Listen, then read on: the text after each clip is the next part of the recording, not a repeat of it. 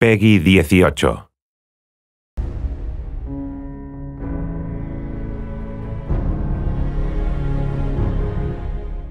How's it going? I'm Matt from Bethesda, and we're here with Bethesda Game Studios. These guys have actually all worked on the game, the Fallout series, for over 10 years together.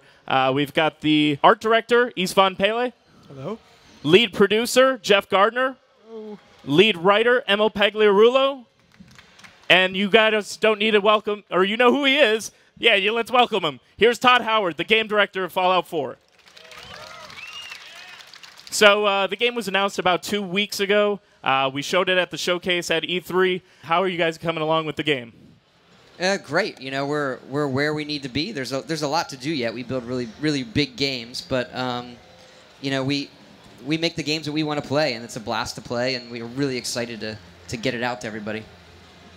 You know, and the joke that when you tell someone you're a video game developer and, oh, you play games all day, you know, no. So 3.5 years, you're not playing games all day, you're making them. But now it's sort of the part of the project where you are playing the game all day, trying to, you know, play it and test it and fix it and get it where it's supposed to be. So I've played the game probably 400 hours, and I'm still finding stuff that I haven't seen yet. Surprises. Yeah, this is my favorite part of the project. This is when it all starts coming together. It's clicking.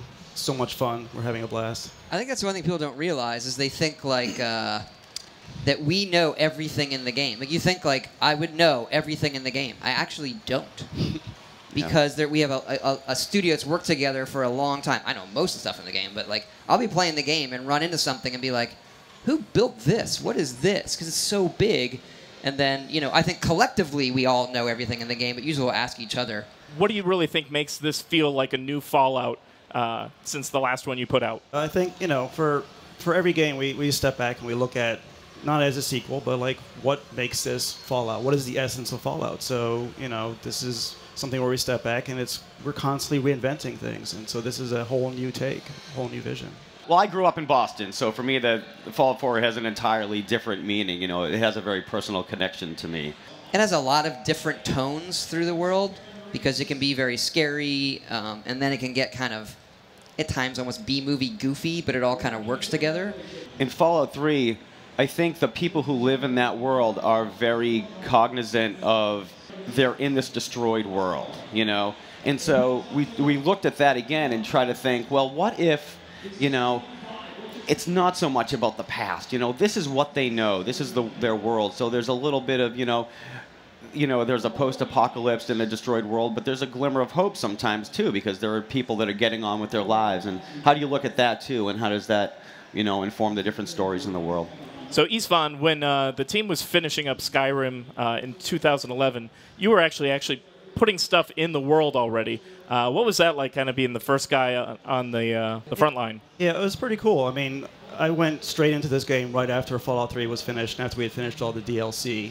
So I was still very much fresh on just having completed that project and deciding, like, all right, what do we want to do this time that's different? We want to keep things fresh. We don't want to repeat ourselves. Fallout 3 had a very distinct visual style. It kind of, you know, you look at a screenshot, a video from it, you can easily identify it. But this time we kind of went back and sort of looked at it, and a lot of it for me was, okay, what is Fallout? Look back at Fallout 1. Like, what are some of the vibes you want to sort of carry over? So we looked at, you know, introducing more color, more variety in the world. There isn't sort of a tonal grading over the whole game visually this time. You look back at original games, the vibrancy of the vault suit, that color blue, the way it pops on screen, these color We had accents. a lot of blue debates. Yeah. Very specific. A lot of color green debates. How blue is your game? How blue is blue? That isn't bright green. It's more. Yeah. Yeah. The exact color green for the interface, all those little details. So it's going back and trying to find what the essence of the original game was, and trying to keep it fresh, trying to do something new. Do you remember what the first thing you did for the project was? Yeah, I think originally, you know, for one of the things we want to do with this game is really look at doing a post-apocalyptic city, Boston, trying to doing a really dense, realistic, large city. This is going to be one of our most richly detailed and dense environments that we've ever done. So a lot of it was for me looking at doing a small vertical slice. What's that going to feel like? Introducing new elements we haven't seen much of before, more verticality in the environments. And we had a lot of conversations early on, too, with the environment and the location to be recognizable, right? And D.C. is easy. You know, you've got the Washington Monument, the Capitol building. And so that was part of was talking about, you know, what is it visually about Boston that stands out, too, that separates it from another city? You know, red brick streets and a lot of, you know, classic architecture that sort of... Fenway Park, that stuck out a lot to us. Fenway Park. We got to get Fenway in there in the right way. Yeah. When did you guys kind of get to the decision that was going to be the next Fallout location? We debated for a while. We had some seeds in Fallout 3, and we felt that Boston was kind of the right... It's got the right mix of like American history mixed with high tech. It's very good for Fallout. Plus, it doesn't hurt that Emil grew up there, so you know he could talk more about it. Yeah, well, I remember the conversation with I remember the moment actually when we decided the game would be in Boston. It was Todd and Istvan and I in Istvan's office, and they were talking, and I'm thinking in my head like, are they going towards Boston? This is what I'm hearing. Like we're all sort of talking about it. He didn't want to oversell it. Yeah, that's the thing. Like I didn't want to be like, yeah, let's put the game in Boston. And so we finally decided let's set it in Boston. And Todd just turns to me and says, "Is that okay with you?" And I'm like, "All right, now we're talking." Yeah. As a developer, as a designer, and you're making the game, Boston, they call Boston America's walking city, and so there's a lot. You can fly into Logan Airport and you go downtown Boston. You can see a lot in a very short amount of time. And so I'm walking around in the game and I've gotten homesick. I'm like, this reminds me exactly like, oh, this is here. Does it look the same? Ouch. Yeah. My house is in the game, destroyed. So wow. Single tier. It's also a very visually intriguing environment too, because Boston has so much character. It's got a very specific look to it, all the red brick and whatnot, and introducing the Fallout elements to that visually in terms of like the high tech, the skyscrapers, the more futurism, blending the futurism with sort of the historical colonial quality to it. That was very exciting to try to figure that out. So you created a ton of work for this. I think we've got some footage of actually the concept art that went into creating all this. So Todd, I think you go into this that it's every little detail in the game is important, even from every monitor in the game. We always say that. I think it's hard for people who play our games to, wish they could be a fly on the wall in the office sometimes and see just how obsessive we get over all the details. We're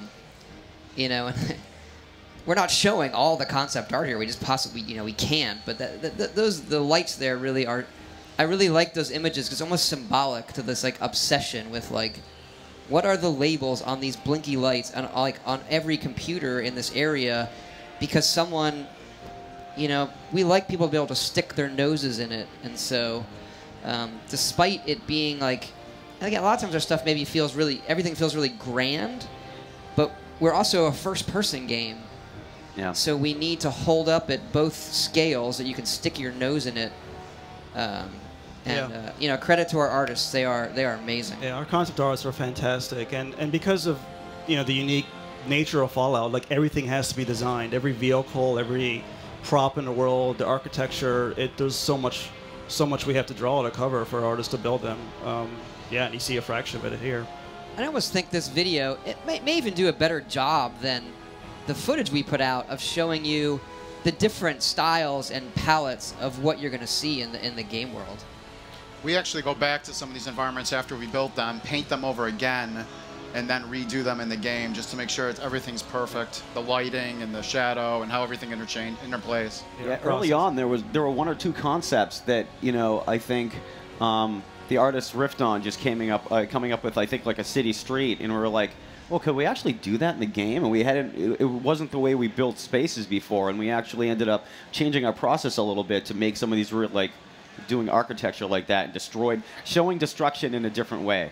And the big thing we do, and this was tricky with what Istvan was building originally, is that we have a lot more non-loading space because it's all destroyed. So it's harder to do like, here's a big castle gate and you click it. So like, we wanted these really crenulated buildings and with the light coming through it, and so. The concept artist could draw really crazy stuff like that, and with the new consoles and the memory and the tech, we're able to build these things where it's a lot more free flowing. Particularly, downtown was the biggest struggle. technically to get going at the detail level we wanted. The building of settlements and the weapon customization, that seems pretty crazy and ambitious for you guys. I think we have some footage of that right here. So did Hearthfire play a big part into this from Skyrim, or was it just something you wanted to do all along? I wouldn't say. We do a little bit of this in all the games we do. So when Hearthfire was being made, we knew we were doing this, but it wasn't. I wouldn't say one had anything to do with the other. It's just this one is completely. It's a completely different animal. So this really became like we'd like to do it. Can we even do it? And I think the inspirations are pretty clear here. Things like Minecraft and other games that we like, and that we could do it really well in a world like Fallout. And I remember discussions actually because Jeff and Todd and our kids were playing Minecraft around the same time, so we would have these discussions about like what are our kids playing, what are they creating, and yeah, Terraria was another one. Yeah, right. Where people will come to your, and one of our artists made that. I just thought it was so awesome. It's like we got to put that in the video. Like that's not. He built that, and then set up all the. You can set up the wires and control them. One of the things we don't show because it's, we couldn't get in the video is he made a music player too. Like you can make things that play audio tunes and then plug the terminal in and adjust the pitch, and so. That's the visual programming kind of being able to do that, or how's that work? Yeah, because we have terminals in Fallout, we can kind of get away with like pseudo scripting without you getting in and modding and scripting, because you can build a terminal and then access everything on it. And so as the artists and the other designers make new things, they give them properties, and those properties will feed back to the terminal, and you can see those. So like, it works well in the game, but we're more excited to like get it out to everybody and then see what they make with it. Because you look at what people do with Minecraft, just with basic timers and switches and redstone, it's bonkers. So working on the project, Jeff, does it feel like you're a parent or an overseer making sure all this stuff's getting done to hit the release date?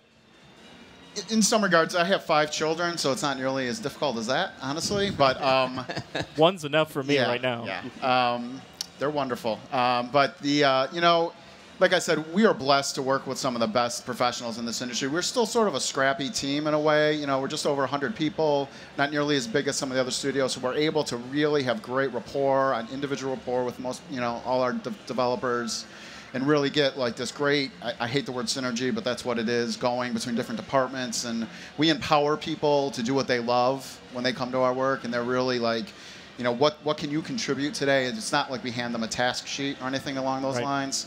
We find surprises all the time in the game, and those are generally, for us, some of the best things in the game. Like, we've been working together, for 10 years on the Fallout series, right? But that's representative of the company, too. Like, most of the people at Bethesda have been there for a long time, so we've worked. A lot of people, most of the people on the team, we've been working with them for years, so you get to know them. There's a certain flow and energy, and just how they work.